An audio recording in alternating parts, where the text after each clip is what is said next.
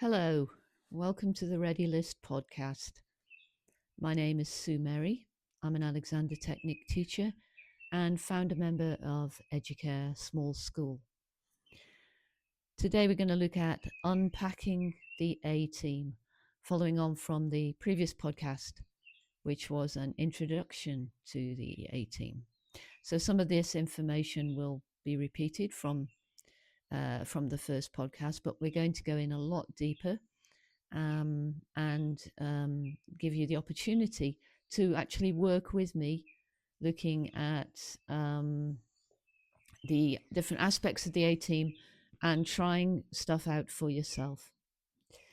So, just to before we start, let's just do the ready list. So we're going to stop, see, and breathe, soft and tall.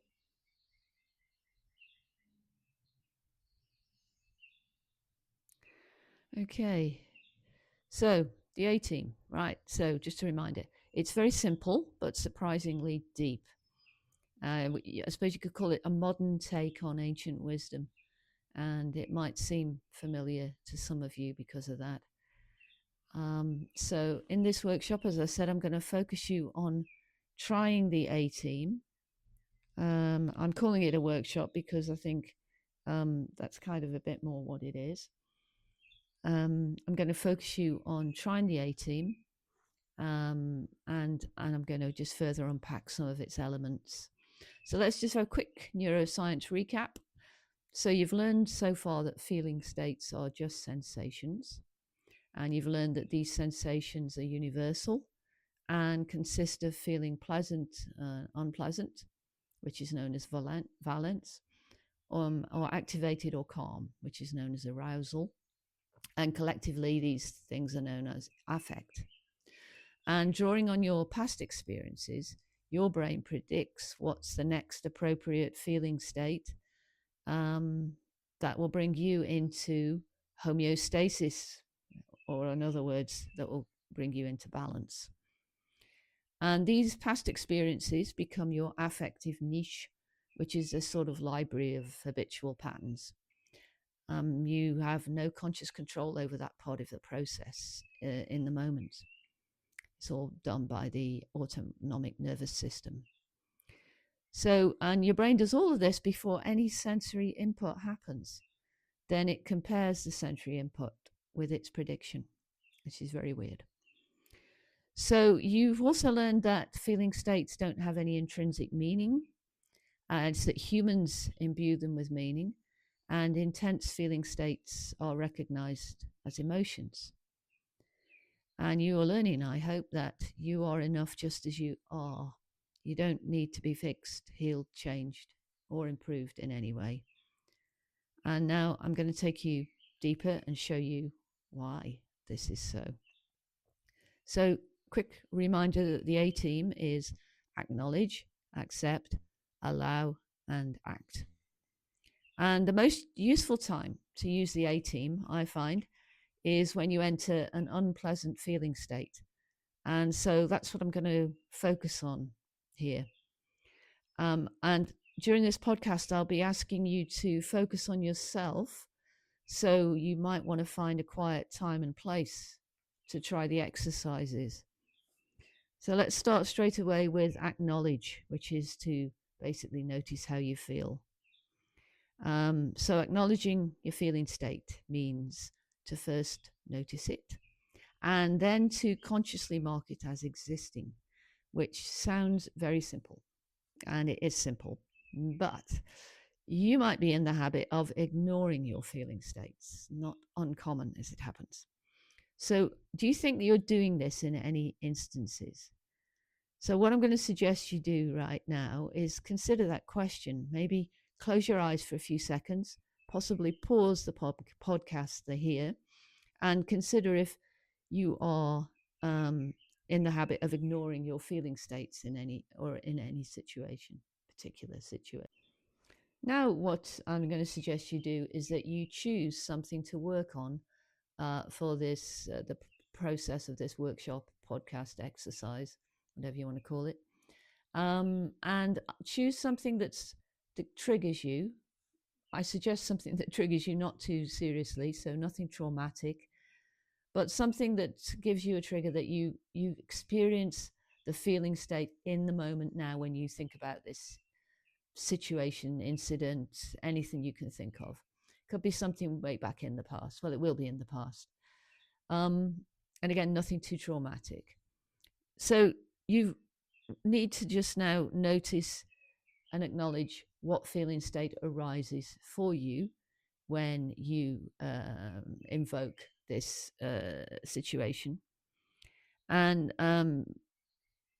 remember that you might get stuck at the acknowledging part if you're thinking in terms of emotion labels like good and things like good and bad emotions. So are you doing this when you start to think about this, when you allow this feeling state to arise? And if you are, try using the ready list just to help you grab hold of your mind and to focus it just on these two questions. In this feeling state, to what degree do I feel pleasant or unpleasant? And in this feeling state, to what degree do I feel activated or calm? So just pause the podcast, connect with the feeling state, and ask yourself those two questions. In this state, to what degree do I feel pleasant or unpleasant? To what degree do I feel activated, or calm?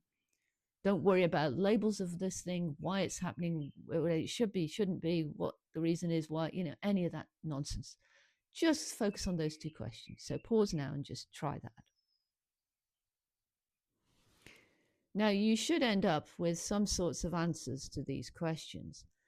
This is a really good reason for asking them, because it takes away any confusion of trying to give yourself emotion labels to your feeling state.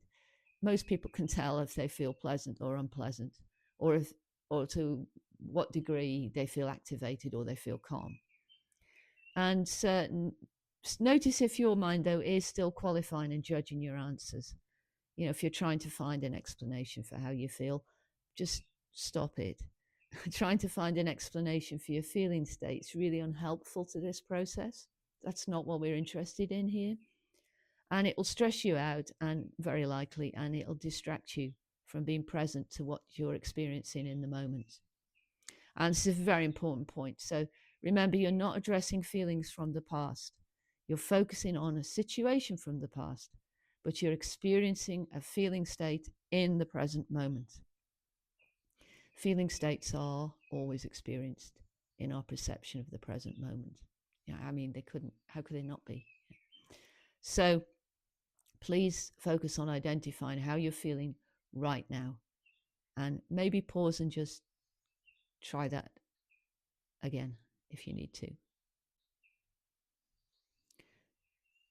Now that you've identified your feeling state, let's move into the acceptance part of the exercise.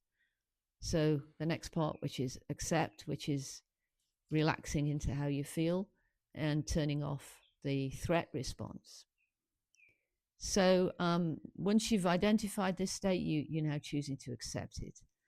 And just again to say, if you are now folding your arms and getting into a huff or throwing your hands up in horror at this suggestion, I'm going to list 4 things that acceptance isn't. It's not defeatism, it's not despondency, it's not passivity, and it's not losing some sort of battle. I think language around illness in particular can be unhelpful because it often suggests some sort of conflict, using words like fighting, resisting, defeating, losing or winning a battle, which isn't very helpful, because what are you fighting? Yourself, really. And it can also suggest that acceptance is allowing something to win, if you're thinking like that you're failing in some way. You're responsible for being ill, or you're responsible for not getting well. So if the illness isn't healing, it kind of implies that you're not fighting hard enough, whatever that means. And so in other words, you're not only you're ill, you're also responsible for your illness and for your failure to get well. And this, this is a guaranteed route to suffering. Because feeling of fighting is activating the threat response. And healing is actually a lot more difficult from a stress platform. And yeah, you're going to suffer. So another point here now to just pause in a second and ask yourself if you ever feel or feel now that acceptance is a form of defeat. And do you think you need to fight any illness or condition you have in order to help deal with it? Just a couple of interesting questions there. Just to say, maybe pause the podcast and have a little think.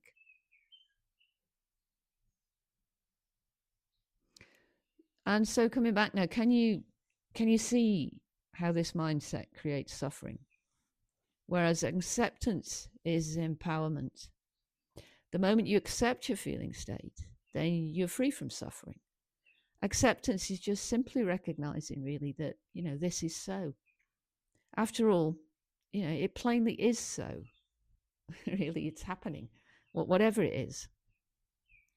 So just to say at this point, I'm not asking you to consider any action you might take to help yourself, in case that's coming up for you. I'm simply asking you to adjust your mindset and hopefully turn off your threat response. So the easiest way I've found of practicing acceptance, because sometimes people talk about this, but there's no practical advice. Well, how do I do that? It's simply just to relax into your feeling state. And the ready list can be very helpful here. So relaxing into a feeling state, it doesn't necessarily directly change the feeling state, but it changes your perception of the feeling state. And that's the difference between unpleasantness and suffering. Unpleasantness, it happens. And in the moment, you have no choice about that. But suffering is optional, I would say. I think that by practicing the ready list and the A team, well, this is not just I think, it's my experience, you can transform that statement, suffering is optional. It's not just a bit of meaningless philosophy, fridge magnet kind of thing. And it can actually you can transform it really into an embodied experience. And that's true with pain, but with pain, I think you have to, in my experience anyway, is not just directly thinking about the pain, because sometimes that makes it worse, but finding the feelings underneath the pain. So what is my feeling state emotionally underneath this pain? What's informing it? What's arising? And you probably find it's activating your threat response, because that's quite naturally what pain does. And then you can work on that aspect. And I've found that very helpful in my life. So let's try a little exercise. And you can just relax for a second, close your eyes and think, and I'll guide you through this. So you have acknowledged your feeling state. Let's assume you've done that, and without any judgment or cluttery mind stuff. And if you haven't, then go back and just do that. And now it's time to choose to accept your feeling state, again, without any judgment or cluttery mind stuff. So to do that, I want you now to connect with the feeling state and think of relaxing into it. Just let your body soften. So stop, see, breathe. Soft and tall. And just notice if you're still searching for an explanation or rationalization of your feeling state. If you are, this might be the moment to remind yourself that sensations have no intrinsic meaning, just sensations. And they've only the meaning you attach to them. And just now renew your choice not to attach any meaning to your feeling state, regardless of how intense it is. Just work with that for a couple of seconds now. If you want to go back on this exercise, you can just pause the podcast and take yourself through it, relaxing into the feeling state and allowing it to happen. Just at this point now, I've got a couple of tips for you about acceptance, because I think the idea and practice of it might be a new concept for you, and it might feel very unachievable, even with this, practical approach. So again, it's very simple. So you've got to grab hold of your mind if it starts to complicate things. And I find when my mind's racing and chattering that the ready list is really helpful, especially the stop part. It's like stop, and the brain just goes, oh, what? And stops for a second. Or, I think I've said this before, I send myself to my room. So go to your room, which shuts up the chatter. Makes me smile as well, and to remember that it's just never a good idea to take myself too seriously. And it reminds me that most of the thoughts rattling around in my head are just meaningless and useless, which I suspect is probably true of everyone.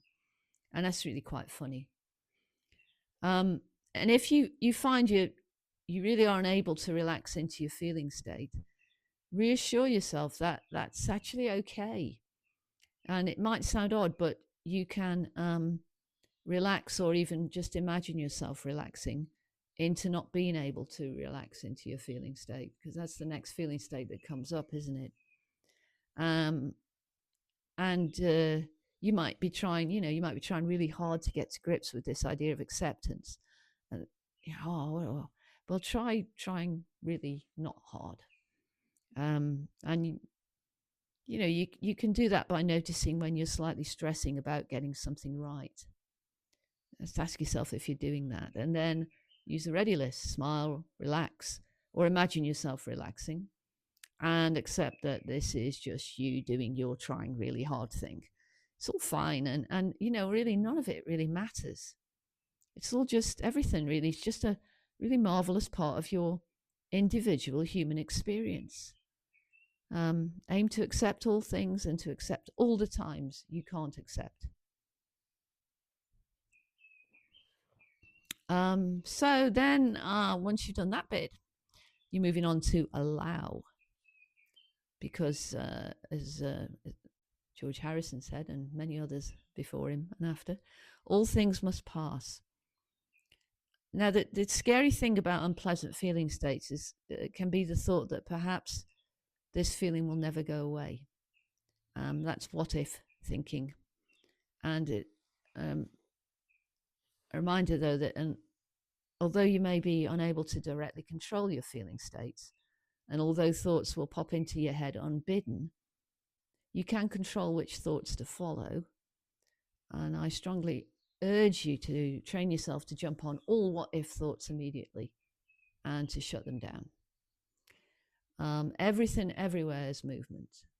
Whatever feelings arise will pass. It's possible, however, with a little effort on your part, to repeatedly experience them, rather like waves in the ocean. And usually thinking's the cause of this, but probably always thinking is the cause of it, maybe. And especially what if thinking. So there really is a distinction I would say, between thoughts and thinking. So thoughts arrive as they will. We're got no control over that. It just like pops into your head, some old nonsense. But thinking is a choice. So you can choose to follow a thought or not. And you can choose to make a thought meaningful or not. So I dismiss some thoughts as soon as they pop up. And I find, this means nothing. It is a good balancing thought for me. So allowing really means renewing the action of relaxing into how you feel. And it can be helpful to visualize the feeling passing through and out of your body. I sometimes imagine it as an energy flow out of my feet. I've even been known on the odd occasion to stand barefoot outside and to visualize the feeling state leaving my feet into the ground. I found that very helpful when it's been an intense feeling state. Or also I found helpful holding a stone in my hand, a black stone usually, or a flower, and to visualize the energy of that feeling state flowing into that. But mostly, just relaxing into the flow works really well. And you might find yourself trying to force an unpleasant feeling state to pass through you. And if you do this, you'll probably feel energetically constipated, and you'll slow down its natural flow. The state will pass by itself, and if you try and force it in some way, you won't be able to, and you just drop into suffering. And that's really because trying to free yourself from a feeling state is not accepting the state, and it's thus activating your fight-flight response again. You've got your threat response firing. So if that happens, it's good to switch back into acceptance and just go back through that process. So how are you getting on so far? We've done the acceptance part, working on your feeling state, and now I've described to you how to do the allow bit. Do you need to go back, stop the podcast here, go back and just run this through again for yourself so you can totally focus on how you're feeling in the moment? If you do, go ahead and try that, because it's very important that you have a practical experience of this. So now you've been through that process, what should hopefully have happened is that you've shut down your threat response in relation to a particular situation, and you can now consider any action that needs to be taken. There may not be any action that needs to be taken, or any decisions might not need to be made. Although sometimes things pop up when you do this process. But if there are any such things, then you will make a much better choice of what to do next, because you've not got your threat response firing. You're not in fight, flight, or freeze. So you'll be taking a decision from not a survival state, but from a centered state. And I don't know, can you ever think of an example in your own life of making a decision when you actually been with your threat response firing, and how that's turned out for you? Usually it's not the ideal decision, but if you sort of hastily jump into something, have a think and just notice if there is anything like that applies to you. So you can also come at the 18 process from the action point of view, if you like. So maybe something needs to be done or decided, for example. And the way into that then is to not think about that decision, but to identify and acknowledge the feeling state that arises in connection with this situation, or even in connection with thinking about making some sort of decision. And then take that state through the 18 process until you get back to act again. Kind of interesting thing to do. Think about this and try it. Find something in your life that you need to address. You actually need to take action. You've got to make a decision. You've got to do something. And don't try and do that, but look at what feeling state arises when you sort of either in that situation or thinking about that situation. What feeling state comes up? Work through that feeling state after you've acknowledged it. Keep the language around it neutral, so pleasant, unpleasant, activated, calm. Figure that out, work through it, and then see where you land when you get back to act. Quite interesting. So just going through, the A-team in different situations, it really contributes to giving your nervous system peaceful experiences as opposed to not peaceful experiences. And this starts to affect the prediction process. So your brain is now choosing from a more peaceful library of events or possibilities. It takes a little while, and you do have to commit to this and be consistent and repeat things. You've got to be, commitment, consistency, repetition, but it really is incredibly helpful.